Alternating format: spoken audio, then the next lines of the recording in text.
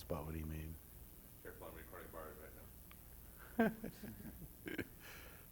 What a great university we work for. Mark Murray, what a guy. That Alex. Let's talk about, let's talk about Tony. Yeah.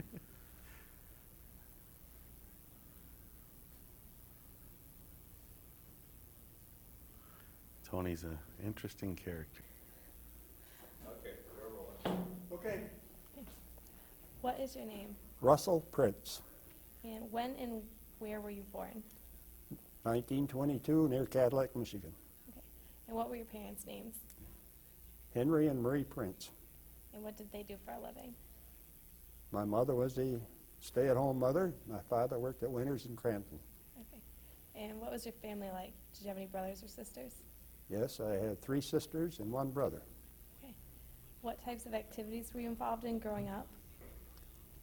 Baseball, football, swimming. And were you drafted or enlisted? I enlisted. And why did you enlist? I enlisted for the money and for the recreation of swimming and basketball. Okay. And how old were you? I was 17. How did your family feel about your enlistment? They didn't like it, but Okay. What kinds of things were you required to do, like before you went to boot camp?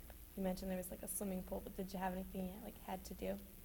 yeah, we had training once a week. Okay. And during the summer, we was at Camp Grayling for 2 weeks every summer. Okay.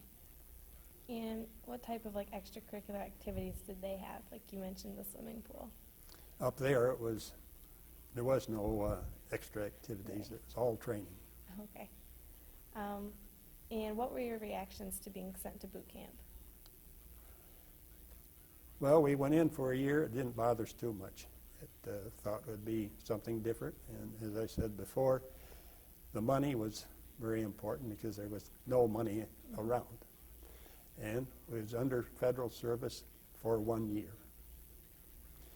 At the end of the year, it was extended 6 months. But I was slated to go home January the 1st of 42. But Pearl Harbor happened in December before I left. So I stayed in. I had to stay in. Right. All right. So what did you think training in Louisiana was going to be like? Well, we trained for European warfare. It was training in different areas of Louisiana compared to the territories that would be in Europe. And the hardest part was a 6-week maneuver that we had down there. That was the hardest part of the training. What did you do during that 6-week maneuver? Well, we had an anti-tank. We were in an anti-tank company. We had our vehicles, and we had 12 guns, which was separated 4 guns to each battalion. So it was very hard communications at that time to keep track of your men and where they were. All right. What was the weather like in comparison to what you were used to? Hot and humid. Hot and humid. Were there any insect problems or like mosquito problems that you had? Mosquito. There was a great problem of ticks that we found down in the pine forest that we were training in. That was basically the thing, is mosquitoes and ticks. What was your, I guess, favorite part of being in boot camp? If My there was a favorite good part? part or an okay part? Beg pardon? An okay part? I don't think there was anything special. It was something that we had to go through. And we were paid for it, and the government wanted us to train for the European war. So it was continual hard training. Did you feel prepared going through, like when you were finished training in Louisiana, to fight? Yes, I was fully prepared. We left Louisiana after Pearl Harbor we went to Massachusetts in January, and we trained in winter warfare to combine the European theater. We were sent from there to Fort Dix, which is the debarkation point going to Europe. We stayed on the Pullman trains that we were on for 6 hours, and they pulled Pullmans next to us, and we transferred trains, and instead of going to Fort Dix, we were headed west through the Pennsylvania Mountains, where we landed in California. We didn't know what was going to happen from there on. Was that the first time you found out then that you weren't going to Europe? They just switched Yes, trains? when we woke up the next morning on the Pullmans and were headed west. And we spent about 2 weeks in San Francisco and boarded ships to go to someplace. We didn't know where we was headed. How would you describe the train ride across the country then? Well, it was very interesting because for most of us, we were young. We were going through countries or states that we had never seen, and terrain was altogether different, and the people meeting the trains in the station was different and friendly. Yeah. Were there any specific stops that you remember because of maybe something the people there had done? No, we forget where we were. We stopped, and I got off the train, went to a drugstore, and paid for whatever, paid for whatever I had purchased, and I got change in silver dollars. I had to run to catch a train with a pocket full of silver dollars. That was one memorable spot. And what was it like while you were waiting in California before you were shipped out? Well, we were right in San Francisco, and we got passes every night to go, and it was very different. It was interesting, and we had never been that far west, and it was just a different area altogether than what we had ever been in. How long did you wait in California? We was there about 2 weeks. And then what was the ship ride like over to Australia? The ship ride was very, very interesting. We were on a luxury liner, and they had carpenters along on the trip.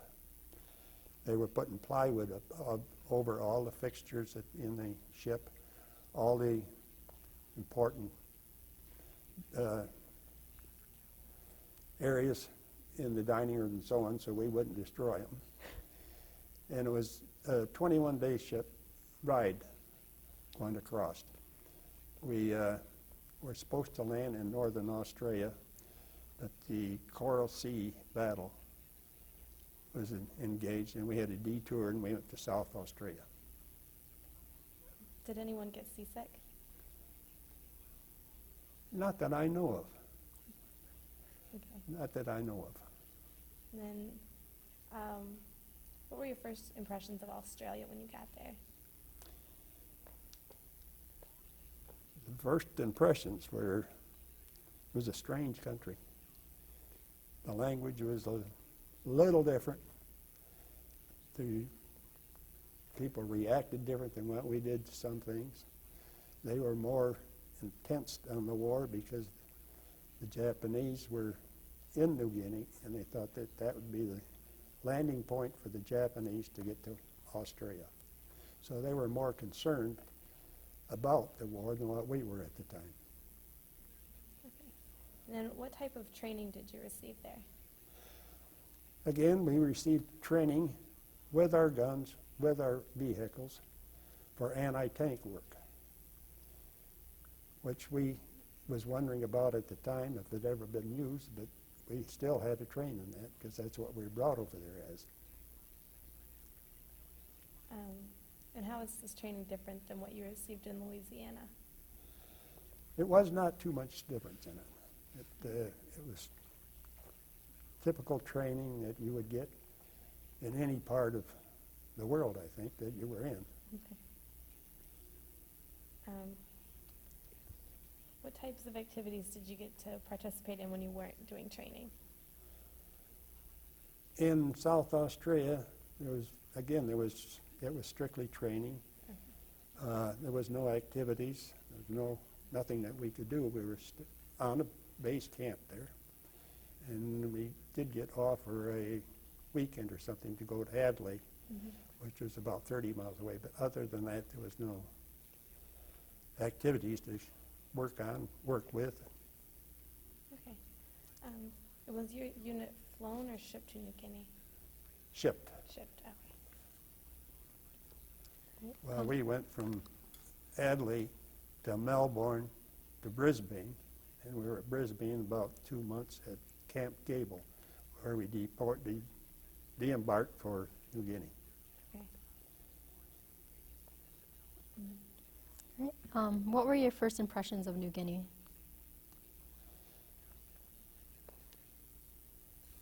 We were wondering what they were fighting there for. It was a hot climate. It was wet. There was really nothing there. The place that we landed was Port Moresby. It was supposed to have been a good-sized town for New Guinea, but it was bombed out. There was no one living there.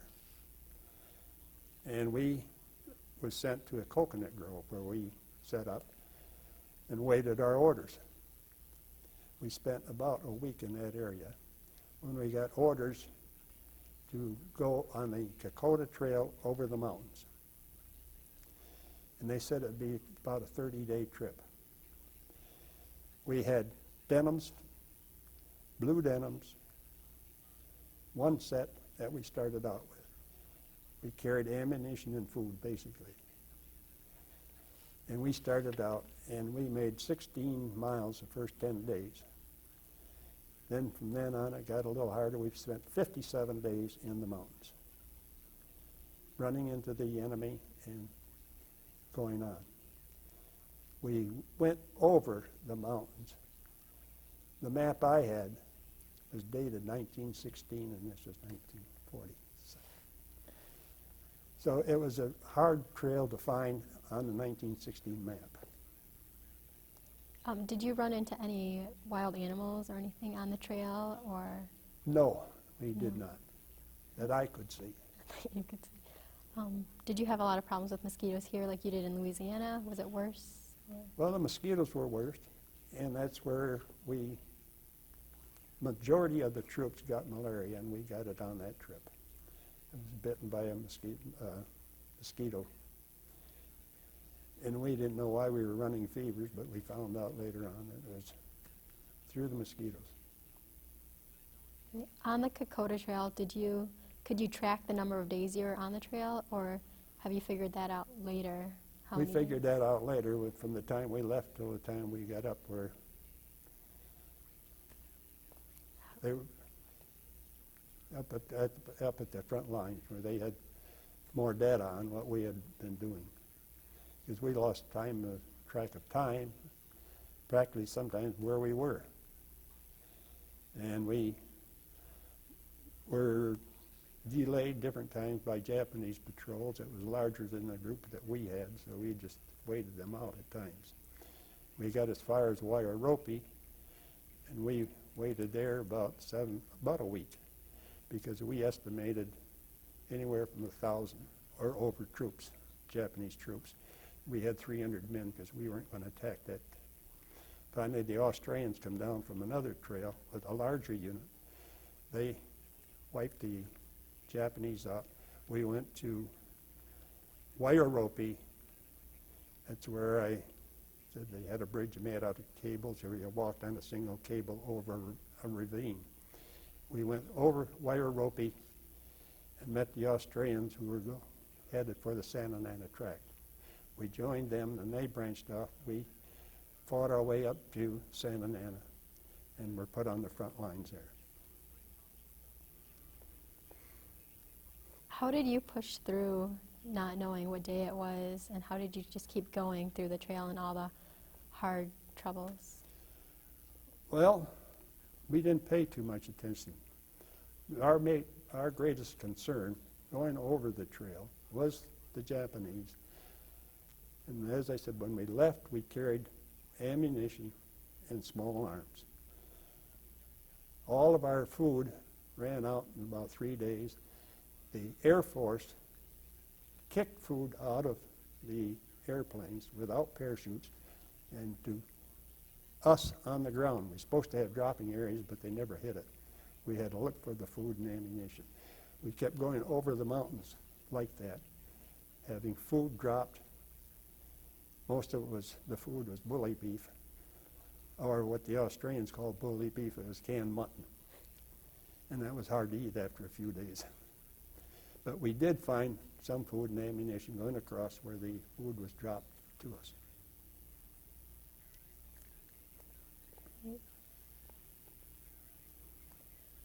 Did you have any contact with like the native people of New Guinea? Yes, we had contact with the natives going over the mountain. We would send letters, if you wanted to call that, notes to our parents or some guys' wives with the natives back to Port Moresby. We never know if they got there or not. The closer we got to the Japanese, we were hesitated to use the natives in any way because we didn't know if they were working for the Japanese or if they were friendly to us. So we stayed clear of natives at that point. And how would you describe the native people? Were they a lot different than what you would have expected? Yes, they were. As I said, we didn't see too many of them, but what we seen, they were a little different than what we expected. Some of them could speak a little English, some did not. Did you have any like names that you called them, or was it just the native people? No, we'd give them names, just any name we could pick out, and they would answer to it. And then you mentioned that you had contact with the Australians, and what was that like? The Australian forces, so they came to relieve you? No, not at Wairopi. We met up with the Australians. They were on the opposite side of the river, Kakuma River. Okay. And they were battling the Japanese, but they left the main force and went in a different direction, and we fought our way up the Santa Ana track to where the American front lines were. What was your impression of the Australian forces? Well, they were more fight in them than what we did because they had more contact with the enemy. And it was a great help to us, the way they fought. We learned a lot. Because we did not learn too much going across the mountains because we were not that close to the enemy at any one time. We knew they were ahead of us. But how would you describe any of the leaders you had, like people above you? well, the leaders at that time, I would compliment them very good for the equipment we had, for the information we had. We didn't get information. The radios didn't work. They tried to drop information as they kicked the supplies out of the airplanes, but some of it we never found. So we were going more or less blind over the track. And day by day is what we found, what we heard, and how we operated on information we could get ourselves. Okay. And what was your impression of MacArthur? I probably shouldn't say this, but it wasn't very good. It was very low. Yeah. What did you think you were fighting for the whole time in New Guinea? Well, we were under the impression that if we stopped the Japanese in New Guinea from going to Australia, it was basically over. But that was untrue. We found that out later on. But that's what we were sent there for, is the thought was that the Japanese were going to go from to Port Moresby, where we landed, and that was the jump-off point to head to Australia. That's what we thought we were there for, is to. Right. What kind of weapons did you use? Well, over the mountains, we used small arms, pistols, rifles, BAR rifle. That was an automatic rifle that's fired quite a few rounds at once. It's a heavy gun. And we had a few Tommy guns. What was the scariest part of battles for you? Just All of it. All of it. We, as I said, we reached the front lines. We were put on the front line on the left front, and it was a mixture of troops.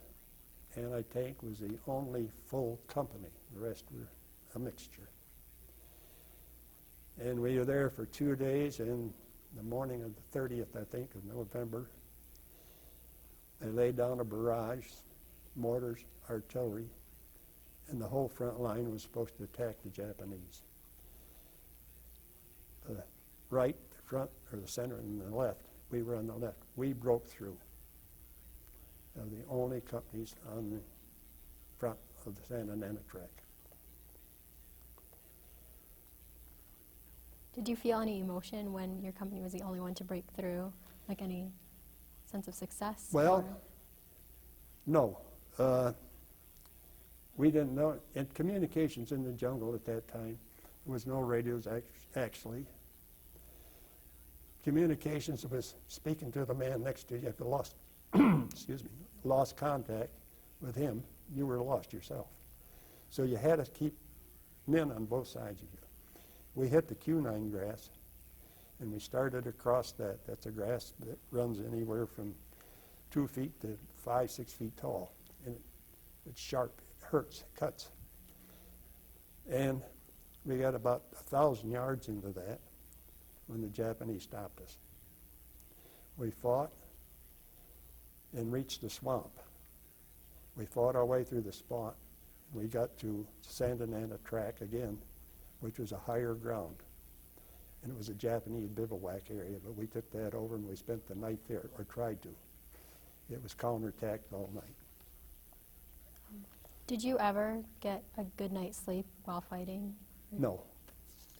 It was attacks day and night. We cut off their supplies, and they wanted that road back. In a few hours, could you make yourself fall asleep? Were you so tired, or? Well, you did get some sleep. Very little. We were in a perimeter,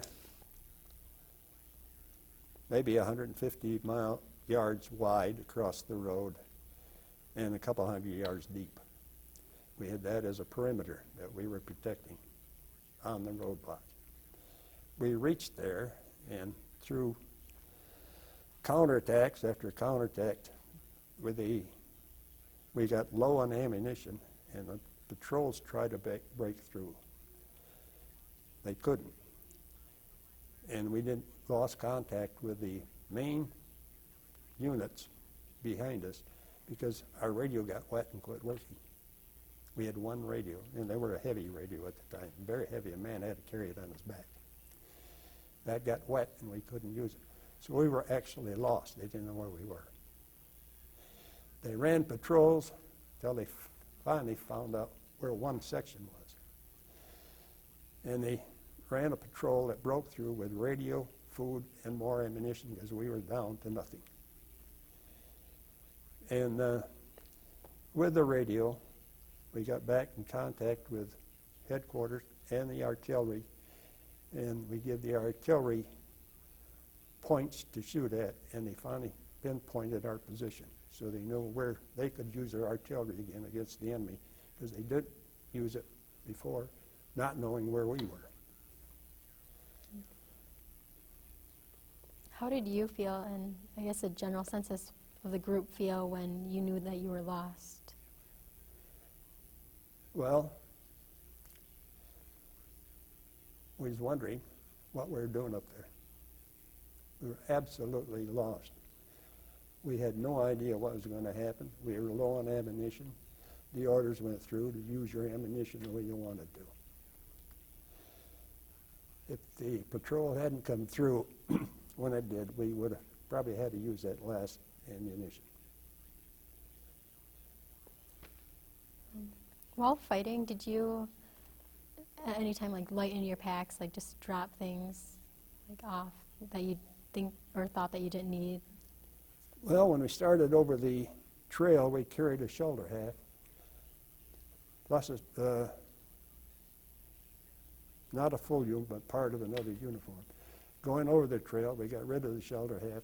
We got rid of anything we didn't need, except the food and ammunition. That was basically what we carried. Did you regret leaving anything behind? No. The only thing I regretted is we started out, we were supposed to get them when we had reached the other side of the mountain. We did not have helmets. When we reached the front line, we still did not have helmets. When we got in the lost company or the roadblock, we still did not have helmets. And you probably see the helmets on today's news. Ours were a lot different, but we went in without 10 helmets, as we called them.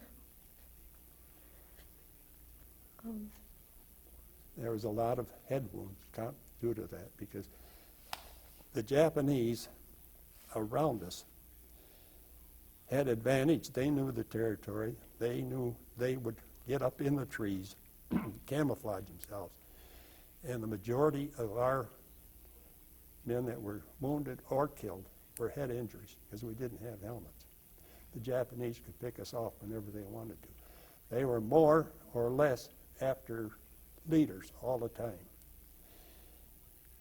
Our Captain Shirley happened to be the captain in charge of the unit at the roadblock. He sent Captain Keith and Lieutenant Daniels on and out trying to find a way out. They both got killed with a patrol. Captain Shirley got killed. Lieutenant Huggins took over the command. He later got a head injury. And Lieutenant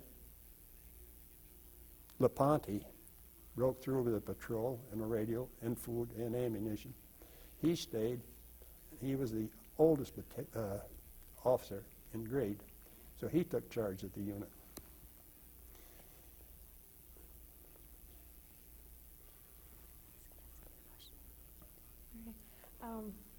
Did the officers then wear their insignia on their uniform, or did they? No, try they not to did do that? not.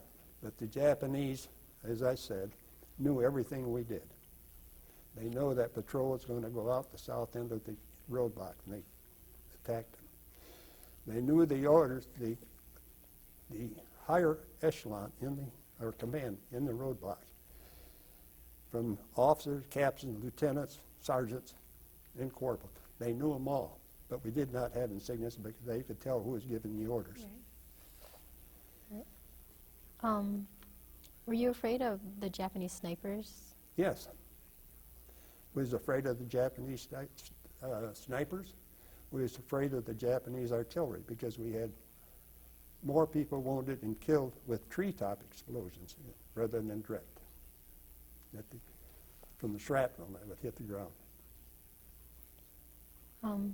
How did you deal with fighting while you had malaria? Well, we knew we had to keep going. We couldn't get out of the roadblock. There was absolutely no way to get out. We had to keep going or give up, and we didn't want to do that. So we fought with high temperatures. How did the men in your unit deal with everybody around them dying? Is that something? Well, it was very hard. It was very hard because your friends, your buddies, we had to bury him up there in very shallow graves because he went down too deep. He was in water. It was a very hard thing to do. And how would you describe the Japanese style of fighting? the Japanese in general? How would you describe them? Well, they did some foolish things. They attacked at the wrong times. They were, from what we understood later on, probably worse off than we were for food and ammunition because we had cut their supplies. There was a large force that we surrounding us said that they said at one time it was close to 4,000. I can't believe it, that 4,000 wouldn't overrun 300. But that was the estimate. They had very little food. They were running low on supplies too. So they wanted that roadblock, and they were trying to get it. Did you ever feel sympathy for the enemy? Or Beg pardon? did you ever feel sympathy for the enemy? No.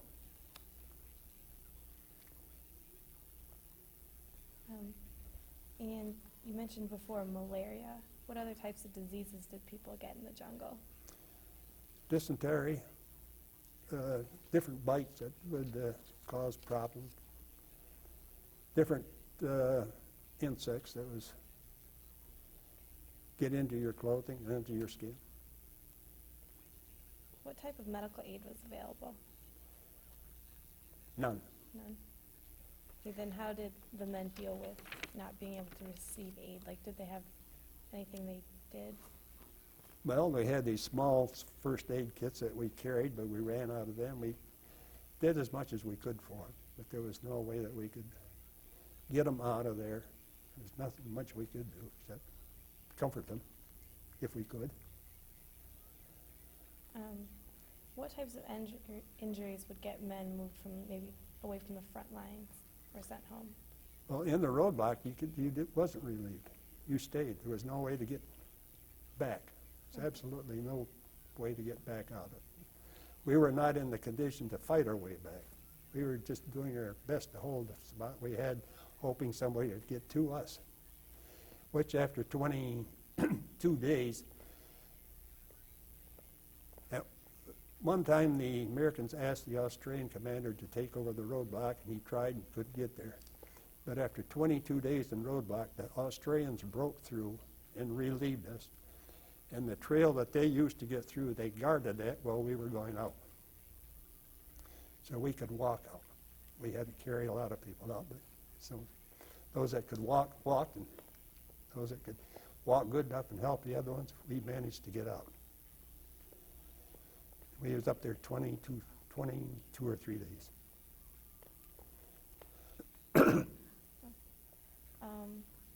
And what kind of contact did you have with people back home? Did you receive letters while you were there, or was it No, not something? no contact at all. It's not like today we can pick up a cell phone and call. Right. We wrote a letter that had to go back by ship, and that took a month from the time we wrote it till it was delivered in Grand Rapids. It took about a month. So do you know if your family members ever got any of your letters?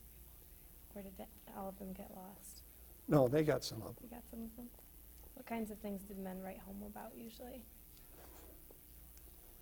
Well, being single, it was hard to write. You try to write what you couldn't say where you were, what you were doing. Just that you still had your health. Were there any signs that the war was coming to an end? None whatsoever. Just No. a big surprise. No, as I said, we got out of the front lines. We had a day's rest where we could clean up, couldn't put on clean uniforms because they were not available.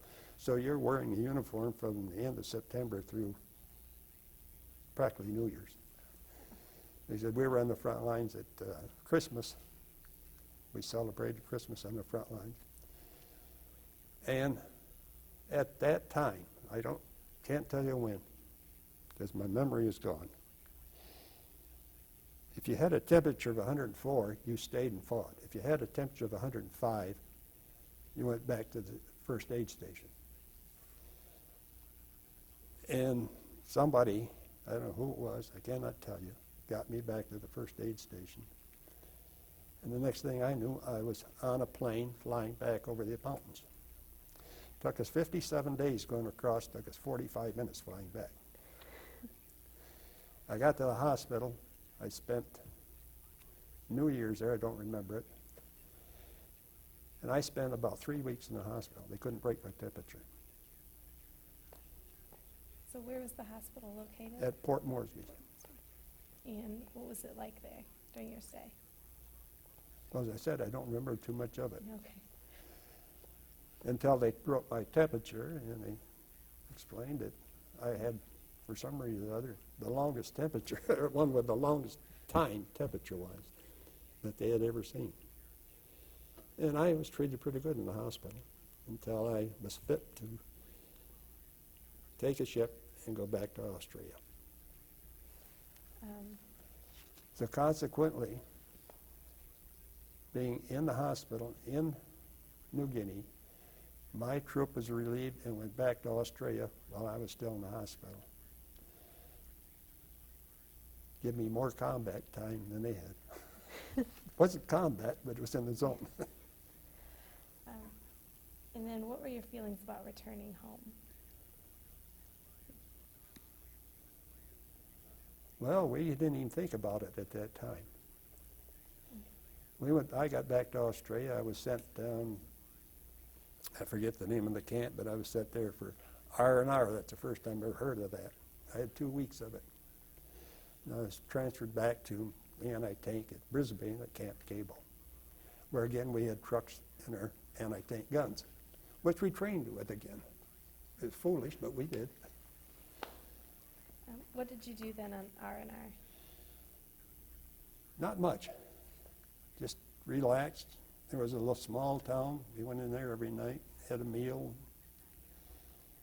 But you wasn't required to do anything except get up in the morning and report. And then once you were back in Australia, while you were waiting to go back home, what types of things did you do? Wait to go back home? I didn't wait to go back home. As I said, we went back into training. Okay.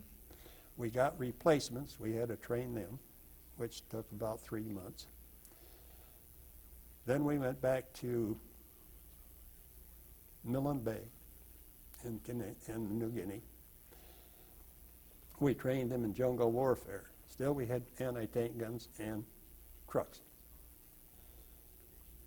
Nobody knew why, but we had to train with them. We left there and we got aboard ship and we went out. Didn't know where we were going. We made a beach landing. It was one of the first beach landings at Sador, New Guinea. We was to cut the Japanese off there. We went ashore. We had very little opposition. And one of my details was to get ahead of the anti-tank company, find positions for our guns, which I did. And no tanks, no Japanese. But we found the Japanese about 3,000 yards out on the other side of a mountain range, the Owen Stanley Range. So our orders were to stay there, and if the Japanese come on our side, was to engage them. So we stayed at Sador. We had a few encounters with the Japanese, but very few.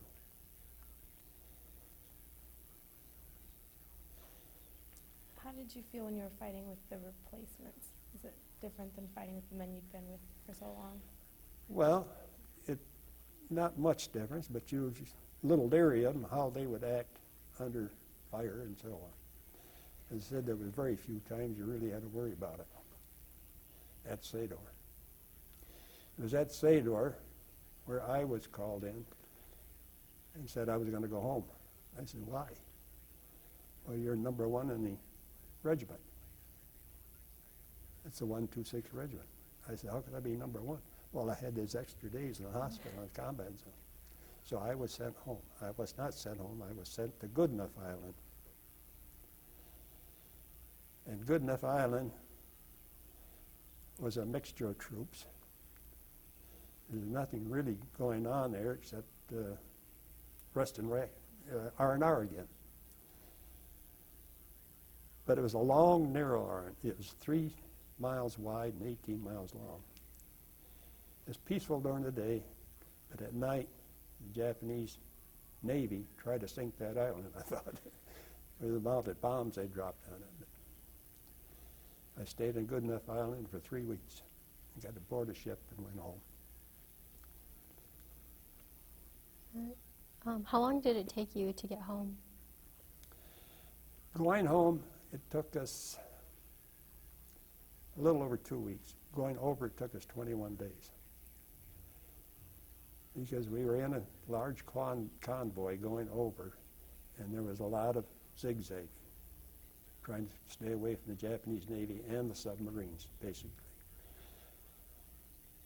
On the way home, we did some zigzagging when we left Goodenough Island, but further out we went fairly straight, so it took less time going home than we did. What were you looking forward to doing at home? I got home. I had no idea what was going to happen. In California, I got transportation home. I got a 21-day leave. I had 7 copies of that leave. Cigarettes were rationed. Gasoline was rationed. Everything was rationed. You had to have something. I went down to the board several times. I transferred the top copy that they stamped, put it on the bottom. So I got gasoline seven different times. I got my dad plenty of cigarettes. But that was not supposed to be done that way. And when you got back to Grand Rapids, who was at the train station to meet you? No one. No one? They didn't know when we was coming. We didn't know when he was coming in. It was a surprise. They know we did send wires from California, but we had no idea when we'd get there. Not with transportation the way it was, and the troop trains weren't. They had to sidetrack for other trains, so we had no idea when we'd get to Grand Rapids. So it was more or less a surprise. And what was the first thing you did once you got home? Well, I met my mother at the door. My father was working. She called him, got him home, and we had I had a very good homecoming and some very good meals. And how had Grand Rapids changed since you had left? No, it hadn't, that I could see. Did you The feel only thing I could see different was there was a lot of soldiers in town. We couldn't figure that out, and they were here for different. There's Navy, there were soldiers. They were stationed at the Patlin Hotel, which is now Amway Hotel. They were in the weather school there. They had a big weather school for all troops, all services in Grand Rapids, out at the old Kent County Airport. That was the big difference. Did you feel different at all coming home and seeing the people that were fighting at the home front as opposed to where you were? No, not too much. I knew what it was, sort of what we got from the Australians and some of the news that the fellows that did get letters. I got some. They explained it all and the rationing they were under, how they had to live. It wasn't peaceful. It wasn't luxury at that time. It was very hard. You had a ration point for everything you bought, and meat, butter, most of the groceries were under ration point. Gasoline was rationed. Shoes were rationed. I don't remember how I bought a pair of shoes, but I bought a pair of shoes. I had no ration stamp, but I got a pair. I don't remember how I got them. So after you were done with the military, what did you do next? Well, when I got home, I didn't get out yet. My orders were to go to Alabama. I forget the name of the camp. Camp McCoy, Alabama. And I spent close to a year there as an instructor of the infantry, which I was not very well knowledge about, except what I learned in the jungles. But I had to teach infantry tactics, and all I knew was anti-tank. So it was rather hard for me down there, training all these new inductees and training them right. And we had problems because the officers in these training schools were all over-age officers. They were too old to go overseas. So the only thing they could teach was by the book, and they expected us to. So we got in trouble with the officers quite a bit because we didn't agree with the training that they were getting down in Alabama. That was the hardest part. Did you go right into having your own business, or did you go to college after that? I went to college. I went to Ferris. Okay.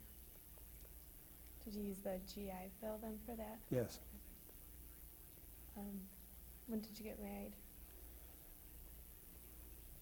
46. August of 46.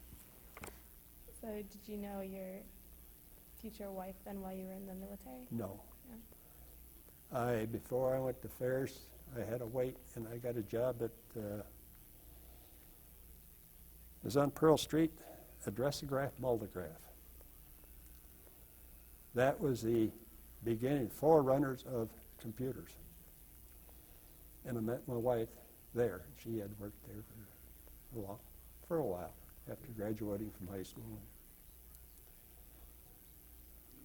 Did you join any men's clubs or for veterans? Not at that time, no. I did join the American Legion after I got out of college, after I started working. And I don't know if it's my nature or what it was, but after the meetings, all they wanted to do was talk about the war. And I didn't like that. So I sort of dropped out. And every time you'd meet them, that's all they wanted to talk about. It was a hard thing to talk about. But I don't know what they got out of it, what they were trying to rehash. I have no idea. I have never talked about it. Have you gone back to Australia? Yes.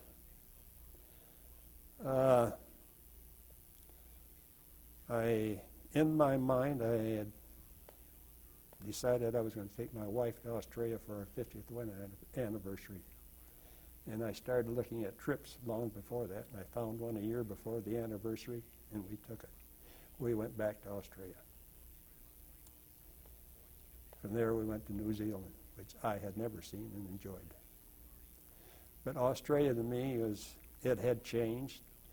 It meant very little. I thought it'd be more. But Australia is just like going to New York, anything along the East Coast. Australia is all built on the East Coast. You circle around, you hit probably where Alabama is Adelaide, Australia. From there, you take a train across the desert to, what is the one? Perth.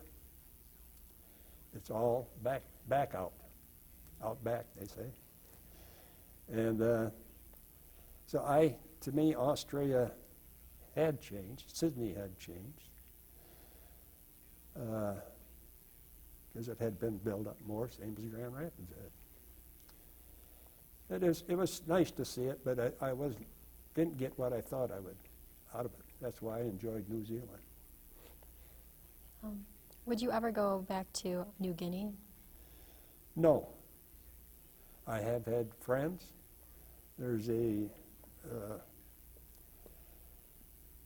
fellow in Holland has been back twice. Now, what they get out of it, they went up on the Santa Ana track, and they went through it again. I just not interested in that. But he's been back twice.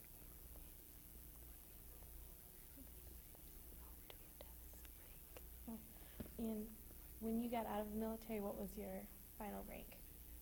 Staff sergeant. Staff sergeant. I had a field appointment as a lieutenant. But I was in a different, no, I was with anti-tank at the time, and I was offered a field commission.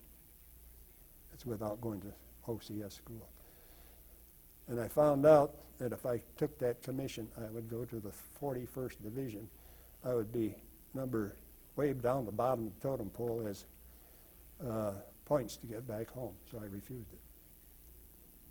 So lucky I did, because within 6 months I was on my way home. And when men received higher rank, how was that usually done? Was it done just on the spot, or was it something they had to fill out paperwork? Well, field appointments on the front line was done on the spot. If you was appointed for a field appointment, it would take a week or two. We went back to headquarters, and I don't know what they hashed out, but they did. And they decided if you should have it or not.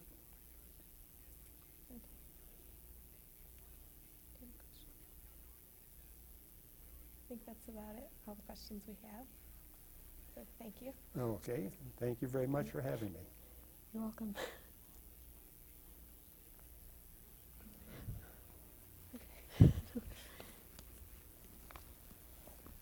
Well, now you get a drink of water, huh? Yeah. The two of you like to have a picture taken with Russell to show your kids someday? Camera's still rolling. Yeah. If you wouldn't mind just sitting, they'd like to have a picture with the two of you standing there. Well, just, yeah, just, there you go. Here, ladies, get in there. Closer, there you go. Yeah, come on in close. Don't be bashful. I don't bite anymore.